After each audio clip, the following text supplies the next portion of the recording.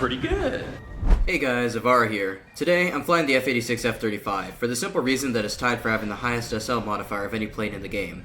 This vehicle's like putting a money printer in your back pocket, but since it's an American plane, you have to deal with the teams. You'll often be in a 2 versus 10 after 5 minutes, and your last Fernley is about to nosedive into the runway. However, I have come back from these bad scenarios, and that's exactly what I'll be showing with this video. I got a few carries over one of the weekends with a 9-kill game as the highlight, and since this plane is a Sabre, it's quite fun to fly. That being said, to make the cash, I must first make the enemy planes crash. It's dogfight time. The Sabre isn't great in dogfights, but you can still beat your enemies if you're skilled enough and you start in the right position. People complain that you never get 1v1s in this game anymore, but that's true, but only if you're dying at the start of your games all the time. Since this aircraft is a standard F-Sabre with identical performance to the F-86F-35 in America and the F-30 in Japan and China, everything I say about the gameplay applies to them too. I do have clips for the higher level target prioritization and positioning in a moment, but right now I've gotten myself into a bit of a scrap. And what's the situation? I've got an F-86F-30 chasing me from the rear. Now again, the F-25, F-30, and F-35 are all the same plane. He has an exact copy of my performance, and the only way to win this is with player skill. So I'm going to have to reverse him, because I decided to do this because he is alone. Now ideally, I would have flown towards my team to get help, but I didn't, so I must now live with the consequences of my actions. And I'm going to start by getting a little bit of altitude, because I'm going to need it to turn down and give him a harder shot. So I pop the air brake, turn underneath him to give him a harder angle, and because the air brake makes me slower, I have a smaller circle, and he's going to come out to the outside. And the moment he passed me, I pulled in the brakes, because if I went too slow, then all he would have to do is turn a vertical spiral, and I wouldn't be able to maintain the speed to catch up. But he made the mistake of turning back in front of me, and I'm in position, and I have him. Let's take him out, and now there's a G91 in the back. And the problem with the Sabre versus G91 matchup is that the Sabre needs speed to turn. It needs speed to perform. It needs speed to live, essentially. If you don't have any, you're done. Now I'm going to shoot at him in the head-on, miss, and then I'm going to merge from underneath him. And that's going to allow me to execute my favorite dogfight trap, which is I'm going to turn up underneath him, I'm going to dodge his guns once, and now I'm going to be sitting above him. Now this is the ideal position to be sitting in if you're going a little bit slower and your loop is tighter, and that's going to allow me to pull back in towards him. Now the problem with this is I'm going to miss a couple of shots, and I'm going to start creeping up and overshooting in front of him. And we're going to start what's known as a rolling scissors. And a rolling scissors, again, generally whoever has a smaller circle will win. It's about moving forward less than your opponent, and I'm moving faster, so naturally I move forward more than him. However, since I have more energy, I'm going to take it up. And this only works because he does not have enough energy to follow me up and keep a tight circle. So he kind of just shoots out in front. I prevented myself from going forwards, which is how this works. And now I'm right behind the G91, and there's nothing he can do. So again, this only works if you're both slow enough to the point that he can't just pitch back into you and kill you. If the plane that you're fighting has better low speed control, you're probably dead. And that's true for most of the planes you encounter, like the MiG, the Meteor, the 163, the Venom especially.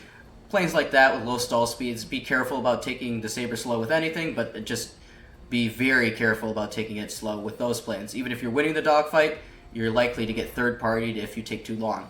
However, I survived, and I went on to bag another enemy Sabre in the head-on. I've taken thousands of head-ons in the Sabres, and I've won the majority of them, so let me show you how it works. When playing the Sabre, you'll be doing this basically every game. The key is to account for their drift in the gun sight, as well as the slight bullet drop that the 50 cals have. So you want to aim at the little red dot if they're coming straight at you. Fire a little burst. Boom! Down he goes. Fire at 1.5 to 1.2, or maybe 1.1 if he's not shooting, and you're golden. So let's watch another example. This is the first game I ever played in the Skyblazer Sabre. So I come over a hill, and I'm going to find a J72 and go head on with him. And it's going to be the exact same thing. You're going to line up, make sure he's not moving in your crosshair at all, and then you shoot about at the red dot. Boom! Only took 30, 50 cals, and down he goes. So if they're drifting in your gun sight, you're going to have to compensate for that. It's not guaranteed. They can dodge. They can be moving a little bit in a way you don't expect. Your finger could twitch, whatever, but it's really fun to bean people in the head-on with 50 cals and then get out of the way before they hit you in return. And obviously, you need speed for that. If you don't have it, you're just going to trade, because if you don't kill them and you try to dodge while you're going under 600 or 700, they can simply pull back in and shoot you. On the subject of speed, anyone can tell you to keep your speed in jets, but few people know how to do that and still get kills, which is the purpose of this clip. This is a typical situation. I've climbed off to the side, as I usually do, and there are a bunch of MiGs with me at high altitude. I decided that I'm going to ignore the first F-84F below me, but I also don't want to go chasing the two MiGs and the R2Y2 on my left, because they are chasing the F-3H. They will follow the F-3H wherever he goes, and the F-3H is running away from me. Catching them would take a long time I could be using to get kills elsewhere. So in this case, I'm going to go for the F-84F to my front. He's a much less dangerous threat, but if I go help the F-3H, what's probably going to happen is that he'll die right before I get there, and then it's a 1 versus 3. I don't want that. So I go on the F-84's F6, and I'll just survey the situation. You can never have enough situational awareness, and it's possibly the thing that's the least talked about in becoming a good player is you need to know where the free kills are. So in this case, I'm going to come in on this guy's 6, pop the air brake, and it's not to stop me from overshooting, it's to give me longer to shoot at him. So I get the severe damage on him, and if I hadn't had the air brake, that little bad aim there would have cost me the kill. I probably would have only gotten a crit. But I air braked in behind him, not to stop myself from overshooting, not zero throttle, but to get the shot. So once again, what next? Look around. Keep your head on a swivel at all times. You're playing the P-51C if you remember that. So I see this Alpha Jet, he turns in front of me, it's going pretty slow. He actually turns upwards, which I didn't expect, because when you take a broadside shot at a person who's doing a brake turn like that, they almost always turn towards the ground. So notice what's about to happen here. I have 2 enemies in front of me. If you watch my videos, you know that I go for the guy in the back almost all the time to prevent him from getting my 6 while I go for the guy in the front of the line. However, this is an exception because the Alpha Jet sees me, but the G91R4 is extremely target focused. So I'm going to take out the G91R4 here, and I'm going to get the sure kill. I'm going to take the kill that I can get, because if I miss the Alpha Jet and the G91 kills my teammate, I'm now in a 1 versus 2. Now, I probably would win the 1 versus 2, judging from how the G91 was kind of just like ignoring me, but why would I do that? I can get the free kill, and then I can dogfight the Alpha Jet, because I'm confident that I can kill an Alpha Jet in a dogfight. Let's say it was something like a MiG-15 BIS, for example. Then yeah, I would go for the guy in the back first if it's a more dangerous threat. So the Alpha Jet came in on my 6, and I'm going to start looping him. And I'm going to start abusing lead pursuit. Now we're getting into a dogfight. This is not quite a scissors, but lead pursuit is where I'm going to point my nose sort of in front of him, and that's going to allow me to turn less to get the gun solution. However, I don't get the shot there, and so I'm going to loop over him, reset my position, and then I'm thinking about using lag pursuit, turning to where he was. However, he doesn't have enough speed to come back up at me, so I'm able to drop back down on top of him and get the kill. So I'm going to end up getting an ace, and it was due to my situational awareness, being able to pick out the free kills. When you're playing jets, there are free kills everywhere, but most people don't see them, and you can get to people that are very far away extremely quickly and bag guys that are slow, and you should be looking out to do that, especially in the Sabre, where your playstyle depends on battlefield control by going extremely quick and making sure that no one can slow down, dogfight, and kill your teammates. That's how you win games in the Sabre. So let's go on to another example of how you deal with MiGs, and now at least how I deal with faster MiGs that want to play energy. And before the long games, here's a way to deal with MiGs that are trying to outrun you using their energy. And this is a typical situation. A MiG or a LIM is running away from you, and he's going to start to go up, which the Sabre can't follow because of the MiG's higher power to weight ratio that will allow him to get more altitude and stall trap you.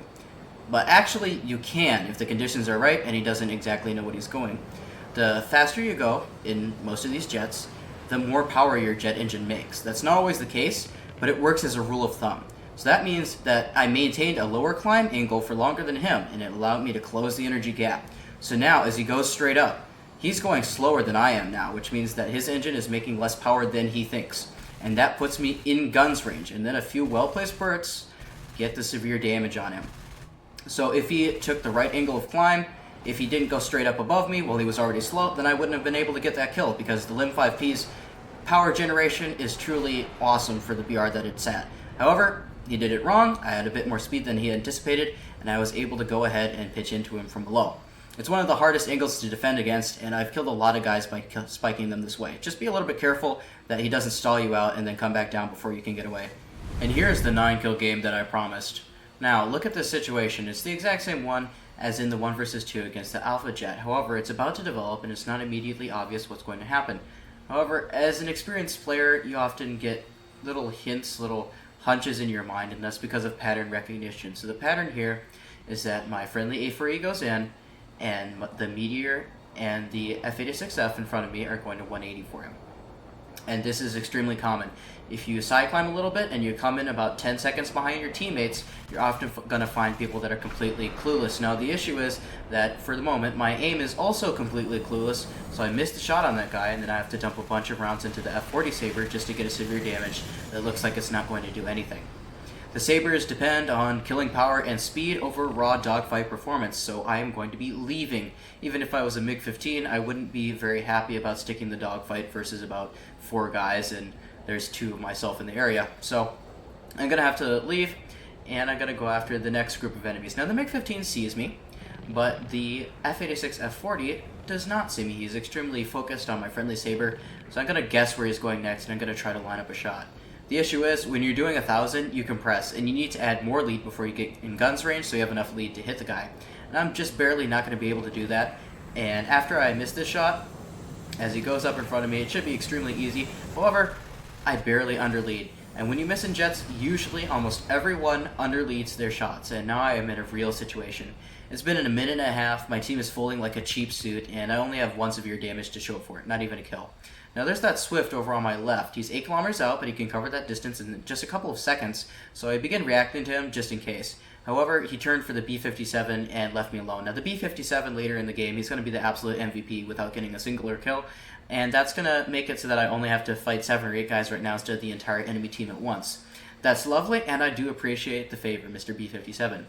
Now rather than turn back for the group that was on my 6 right there, I would proceed in a straight line. The more speed I have, the harder I am to kill, but survival on its own is not the objective. Winning is the objective, so I'm going to go try to help out the Sabre and take a little bit of risk. Now I take a little bit too much risk because I was zoomed in, and I did not see that guy coming head on with it.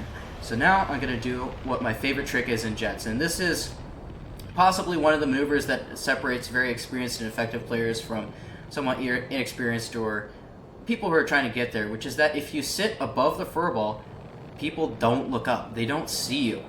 It's like when you go up in that sort of diagonal turn halfway between vertical and horizontal, they just forget you exist. And that's what happens to the Meteor. He kind of forgot that I was there. And then the F-86F-30, I don't know if he saw me, but I'm able to get a severe damage in on him. And that's going to kill him. So now I'm going to try to exfiltrate the area. The main thing about damage is that before it impacts your turn rate, it impacts your top speed. So I'm going to have to turn into this MiG-15 here. Now, when someone is coming at you, your best shot is to turn head on and either shoot at them or dodge. And that's because they then have to do a 180 to get a solution, which wastes a lot of speed and gives you a lot of distance. This is different to props, where planes have such a tight turning circle that they can spin onto your 6 and be in guns range instantly. In jets, that's not going to happen if you're both going fast. Turn into the head on, make them 180, and you'll get more space. So I only have 3 kills, and I'm running to my base with a MiG-15 in tow. However, I don't want to use the Rollins to get this guy off my 6 because I feel that if I have to do that to survive, he's going to deserve the kill anyway. But because I made everyone think I was going to my AA, they broke off and started ground pounding, went RTB, and doing their business, and that will allow me to take the 1v1. The MiG-15 crushes the Sabre in the prolonged dogfight, even when the Sabre is undamaged. In this situation, I should lose. However, that's only if he plays it right. What he did is not playing it right. He turned in front of me, he gives me the easiest shot in the world, and I'm going to be able to get the severe damage in on him in a second here, and I have no idea why he did that. However, I do have an idea, I suppose, which is that MiG-15 pilots get away with a lot of stupid shenanigans because they have so much energy. They want to stall you out, they want to make you follow their loops, but if they turn in front of you and give you the opportunity like that, then go ahead, shoot them down. I had no other options. If I tried to run away from him, I was going to be dead. If I tried to reverse him, I was probably going to be dead. You can spike into him, and if you have good enough aim, you can take him out. So I'm going to go RTB to grab a little more fuel and ammo, and I will return once I get back into the action. So here I am. I belly landed because it's faster and came back as soon as I could. Now, the B-57, again, he's going to be the MVP of the match. He will be the distraction that keeps most of the enemies occupied and allows me to get some kills. They're both looking at the free frags. So we have the MiG-15 there and the R2Y2. They're not paying attention to me. However, the F-86F in the back may have the opportunity to look up and see that I'm coming. And I'm going to pitch down after him, try and get on to 6, hoping that he doesn't see that I'm there. But he does see that I'm here. And we go head on, and I'm going to go up. The F-86F-40 is the Skyblazer Sabre, but better. It has AIM-9Bs, it has wing slats, and it has the same engine, meaning I basically can't run away. Instead, I will be stalling him out. I know the Sabre has poor low-speed acceleration, and I also knew that I had more energy coming into this. Now, I'm not worried about that missile because if you're pulling hard enough, when the missile is fired, the AIM-9B is basically useless. So it's never going to pull into me, and I can go over him in a climbing spiral, and since he doesn't have the acceleration or the energy to catch up, then I'm going to come down on his 6, and I'm going to come after him. Now, if we started on equal energy and we had roughly equal skill, or even if he was a slightly worse pilot with less experience in basic fighting maneuvers, he would win the dogfight in the F-40. It just is able to pull into you, use the wing slats to get behind you, but now I'm in behind him. I dropped the air brake briefly. I'm going to drop my throttle a little bit because I absolutely need this kill. I can't allow this F-86F-40 to survive. because once again, it's an extremely dangerous plane to me. It counters everything that I do. It does it better, or it does it the same. So I'm going to take him out, get the severe damage, spent a lot of 50 cals on him, and now I'm going to hit the deck instantly. And the closer that you are to sea level in these jets, the faster you accelerate, and the better your top speed. So now there's going to be a CL-13 coming in, and this could potentially be a CL-13B. Now the CL-13B is the final boss of all the Sabre variants. It's like the F-86F-40, but it has better engine power. So you have the missiles to deal with, you have the wing slats, and then you have the engine power as well. However, none of that matters if he plays it badly, because I will win this fight with no fuss. What he did is he took a very wide turn out in the horizontal, and meanwhile what I did is I used a sort of vertical turn to cut off his flight path. So I aimed to where I knew he was going to be, and that allowed me to turn less than he has to. And furthermore, because he didn't turn hard enough, then I'm instantly in on his 6 because I used that displacement maneuver. So I get the severe damage on him very easily, and there wasn't really a whole lot that he could do once I got in on his 6. Now the CL-13B, in the long run, it completely outturns the F-86F-35. It's not even close. However, from that position, there wasn't much he was going to be doing. So now I have to deal with the R2Y2. I'm going to hit the deck again. I'm going to pick up my speed again, and I'm going to turn towards him. Now I'm going to try to dodge the head-on and see if I have more speed. The R2Y2 is pretty slow, and he's going to try and dodge the head-on, so we're going to go in, go up, and I'm going to try switching to lag pursuit. I'm going to turn to where he's just been to make him turn more to get his guns on me. And if you continue a lag pursuit trajectory into the vertical, eventually one of the planes is going to stall out, and whoever stalls out has the disadvantage. Now I headed back down here because I thought I could pull in for the shot, but my turning circle was a little bit too wide. So we're both going to verge into the vertical, and I'm going to try the same thing again. But now he makes the mistake of turning into the horizontal. Now in the R2Y2, with that little energy, there's not very much you can do. But he turned, he changed his trajectory, then he changed it again.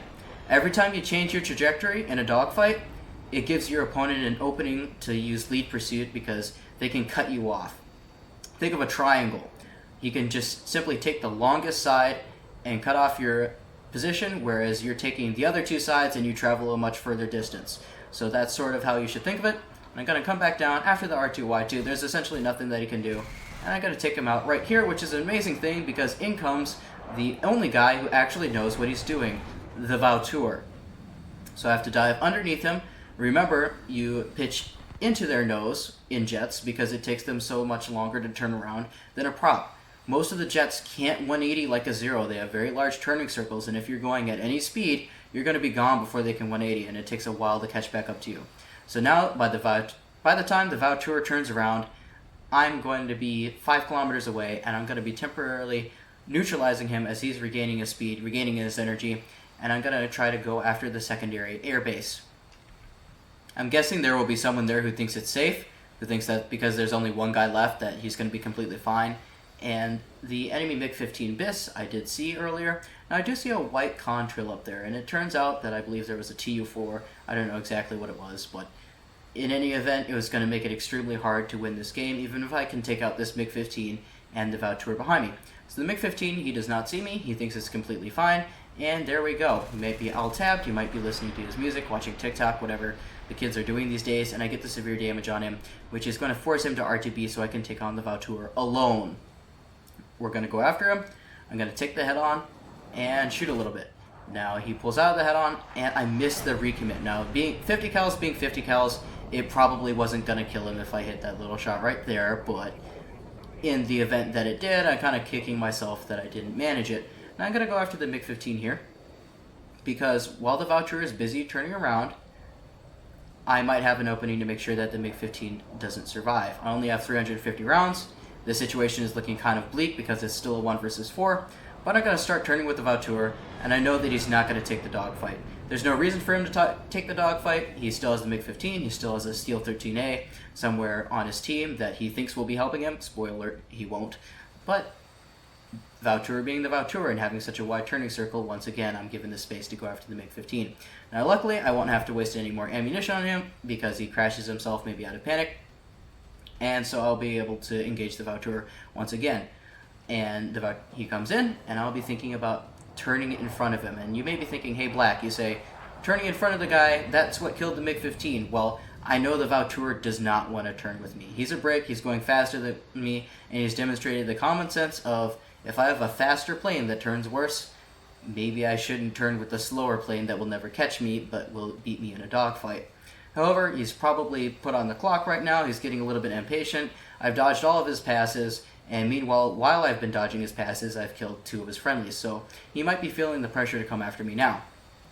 So, I'm gonna extend away for a little bit, and then the situation will become hot once again in a moment. The problem is that the Vautour isn't alone. The enemy team has a CL-13A, once again, ground pounding our tickets, and I've determined that if the Vautour won't let me kill him, I'll be going for the 9th frag by other means. There we go, CL-13 spotted. And let me tell you, the whiff that I'm about to have is about one of the most painful of my career. So the CL-13 turns back in front of me, completely unaware. He's a console player, so when you see a console player, you know that they have a much more limited field of vision than PC players, even if they're trying to pay attention. But I miss about 40 rounds on the CL-13A, and now I have to deal with the Vautour coming in on my 6. This time, I've allowed him the 6 o'clock position, and he's going to stay with me. He might think I need to save the CL-13, or he might think that the CL-13 might actually help him in the dogfight, because if the CL-13A comes back at this moment, then I am completely screwed. However, the CL-13 does not. He's too busy focusing on his AI ground pound game, which means that I'm free to dogfight the Vautour. Now, I'm going to overshoot, and could I have killed him earlier if I airbraked? Possibly, but I'm kind of an energy gamer, and so what I'm going to do is I'm going to exploit my higher energy, pass in front of him, but then he's stalled out. He's so low energy that he can't follow me into this, and so I can pull back towards him with this. Now, I don't manage to get the shot in on here, but his turning circle is larger, so I throttle back up in a moment. He tries to run away, but he's simply too close. His plane is too large, he doesn't have the acceleration at lower speeds to make it away, and I get the critical hit, set him on fire, and down he's going to go. The issue now is the CL-13A is just an F-Sabre with a slightly better engine. Not better to the degree of the CL-13B, mind you, but better. And that means that with the 1 minute of fuel that I have, I can't full throttle anyway, and so this CL-13A is just going to run around for the entire game, run out the clock, and run me out of tickets. He plays passively. I really wish he hadn't. I really wish I would have had the chance for a 10-kill game, but hey, maybe that's early game skill issue. Maybe that's my punishment for getting hit by the meteor. In the event, he did come in for a head-on at the end of the game after I already lost, but I'll accept it. GG, 9 kills in an up tier. The rewards were of course lower because I lost. If I wanted, I'd have made closer to 300k without any boosters. If you've made it this far, drop me a comment. I've linked my Discord in the description for those who want to join my small community, so have fun, subscribe, and I'll catch you in the next video.